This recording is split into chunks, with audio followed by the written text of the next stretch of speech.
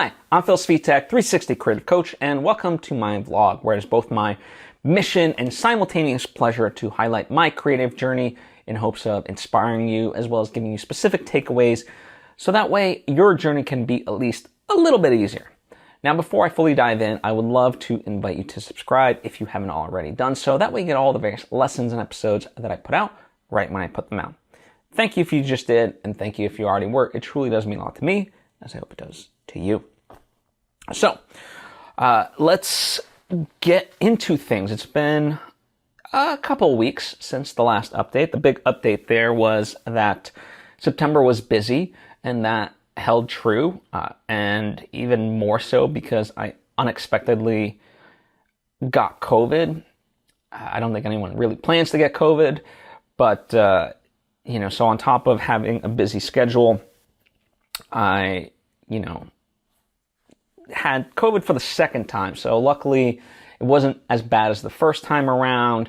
And I was able to, for the most part, recover within a few days. Now, it did affect me, just in general throughout kind of later, having this dry cough that wouldn't go away and stuff like that. But I was able to function and whatnot. Whereas the first time around, it really did take me out for like 2 weeks. And then I, then I started to really recover. So not ideal, but thankfully not as bad as that time. But, if you're watching on the video side of things, you can probably tell that I'm in a different environment. And that's because I have moved. And, for anyone who's moved, it's pretty stressful, even if you don't have a lot of stuff, packing it all up and driving it over, things of that nature, and then unpacking it and stuff like that. So, the goal really was hey, let me just get all the stuff there first and foremost, and then, within 1 week, really unpack and make it a home, make it as organized as it can be and stuff like that. And now I'm in the situation of all that is finally done, and I can now get back to a routine and also just enjoy the amenities that I was looking forward to, right? So it was a lot of work to make it all happen, but I'm glad that now it's all done. And I don't know, I'm just not of the mindset to let things linger.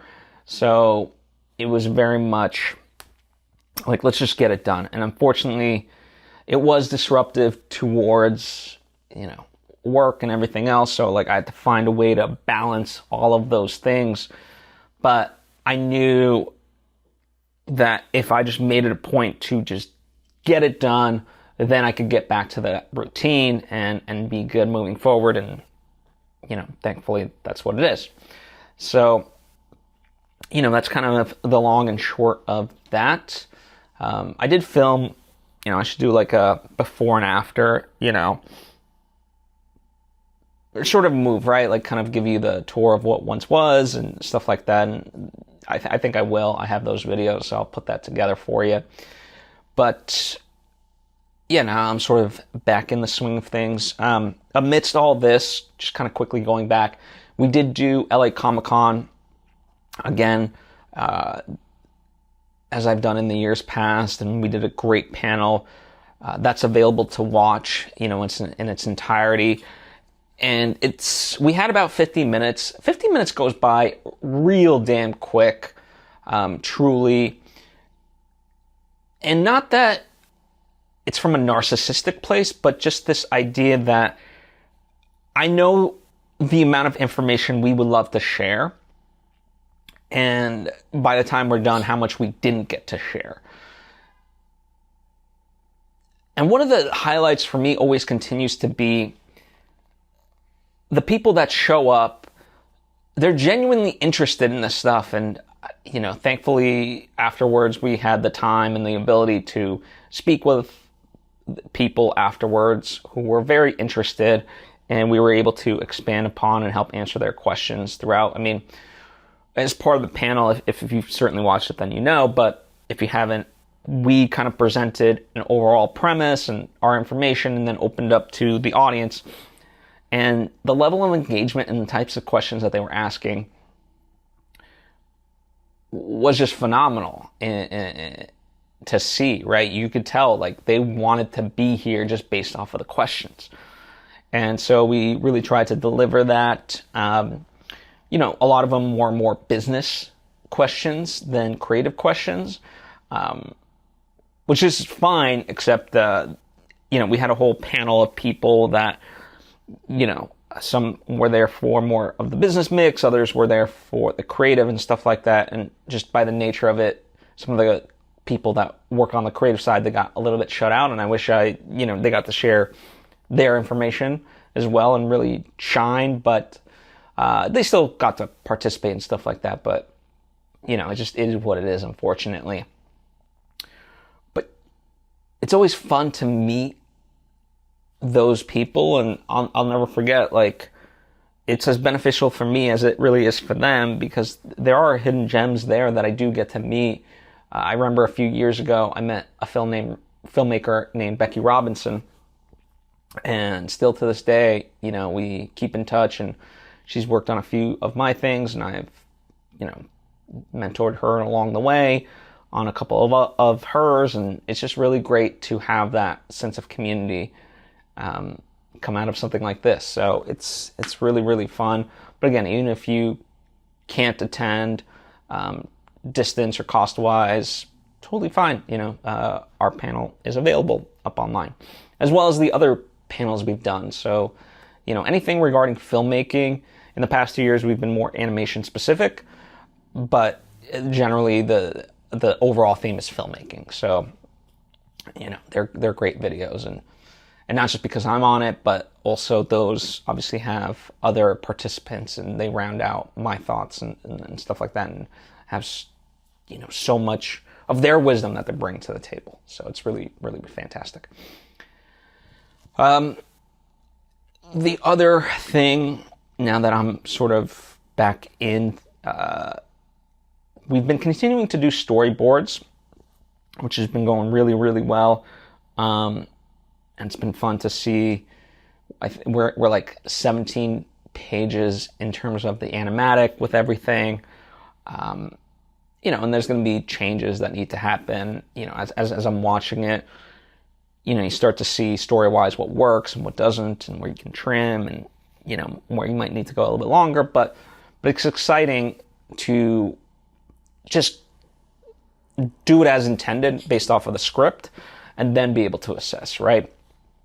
So we're continuing on that, and we're also starting to do like conceptuals for backgrounds, right? So we have the storyboards, and now we can start to look at like, okay, you know, this takes place this, and we always obviously based on the script knew where it would take, but now people can, you know, have a more visual reference based on the storyboard to be like, okay, what sort of environment do we need to build around it, and based on the storyboard, what types of props do they need, and, you know, perhaps costuming, things like that. You know, we can really get further and further and really use the two in tandem. So that's slowly been started and gearing up. The unfortunate part, it hasn't slowed us down, but there are people affected from the team, is the Philippines earthquake. More specifically in like northern Cebu. It's the worst one in over a decade, and it affected several people from the team. And so I've been kind of keeping up, you know, our project manager, Maribel. She's kept me in touch, you know, of what's happening and ways I can help and stuff like that. And, you know, in some instances you feel a little bit helpless, or, you know, not helpful, whatever the term might be, simply because, like, yeah, you know, I've sent money, and so have other people, which has been amazing, but that money doesn't do anything if they don't have food and water, and the roads to bring it to them is not accessible, right? So it just gives you a sense of humbling, right, for sure, and whatnot. And, you know, I I was having this conversation with somebody else. I think for better, I know a lot of people in various parts of the world, and that shapes my perspective, but it also keeps me informed, both of the good, but also the bad that's happening, and obviously something as tragic as an earthquake, it's devastating. And, not that people need to, but there's a lot of people who, just by the nature of it, have no clue that something like this happened. And though it is I don't want to say burden, it is a responsibility. I think that's a better term for it. To know all these aspects of life in various parts of the world. I do cherish it simply because, to the extent that I can, I can help. I can do what I can now. It's not a savior type of complex, but, if I have the ability, why not? Of course, these are people from my team that are affected, and obviously there's, hundreds, if not thousands of other people that are affected that I have no connection to, and certainly want them to be taken care of and stuff like that. So, I don't know, it just kind of makes you empathetic in a way that, I'm not saying I'm better or worse than anybody else. I think, you could be more localized and have a tremendous amount of empathy for sure.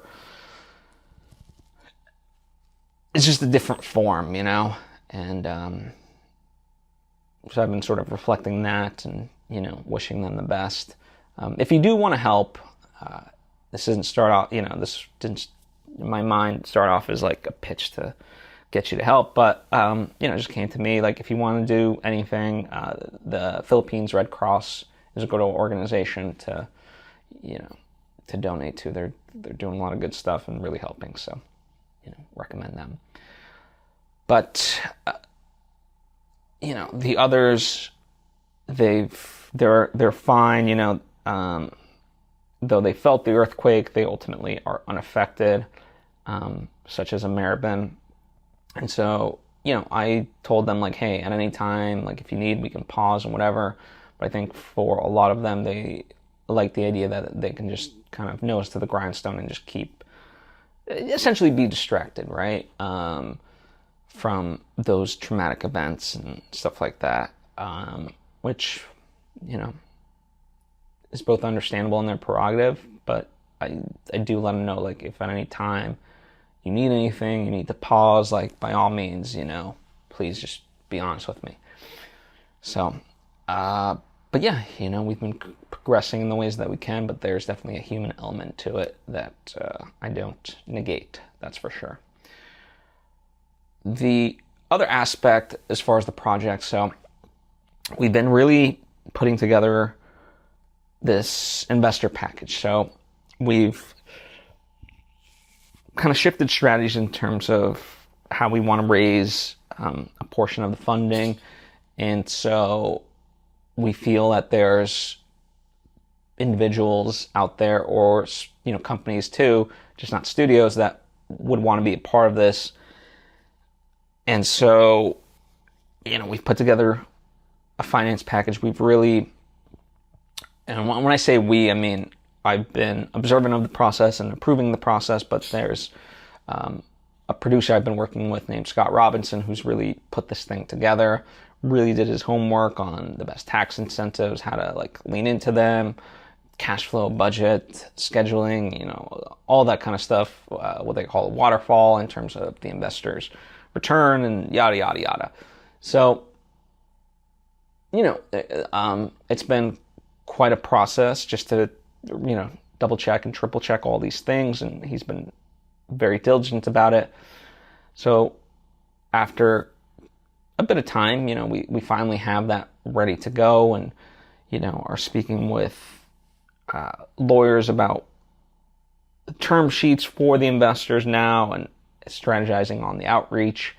So I'll keep you afloat on that, but that's kind of where we're at, and I'm excited for this next phase of the journey, leaping off, like, it's been a lot of work to get to this thing, but it was all in service of something, and now I'm excited to be in that phase where we can do that thing and start to engage with people. So that's what I'm excited about. And as I said, I'll talk about all of this a little bit more as it continues, but just broad strokes of all of it. And then the last thing that I'll talk about is Emerson College, my alma mater, this year has really leaned into like a mentorship program. And so there's 2 students that I've gotten to interact with, and one is a sophomore, one is a freshman. And so kind of, they ask questions of how they can take advantage of their time at Emerson, and certainly I've been there, right? So I can speak, so it's not just like, oh, someone from college giving advice to someone else at a different college. I know the ins and outs of Emerson overall. Obviously things change, but, I can help navigate them better and so forth. So it's been really fun to be a part of that, and I think they're wonderful students, and it's great to learn their personalities, and that's why I do what I do here, is because I just love engaging and teaching and helping. So obviously time will tell, but it's great to see that those relationships kind of blossom, and as I said, discover their personalities and try to best navigate them, however helps them most. So that kind of is the long and short of it, which, by the way, is a great series on Netflix. I have 2 more episodes to go. Once I finish those, I will do kind of like a spoiler recap. So looking forward to that.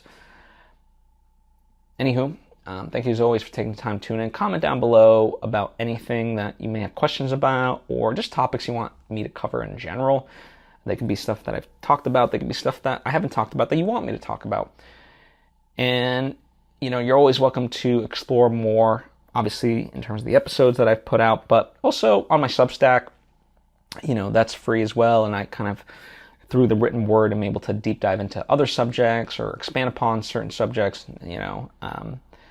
and then my Patreon, I share various templates and behind the scenes stuff. So that's another way to explore and, dive deeper and essentially kind of, not have me as a one-on-one coach, but that's, a little bit more direct than this. Let's just put it that way. So that's also an option. Thank you as always for taking the time to tune in. I truly appreciate you, and hope to see you next time.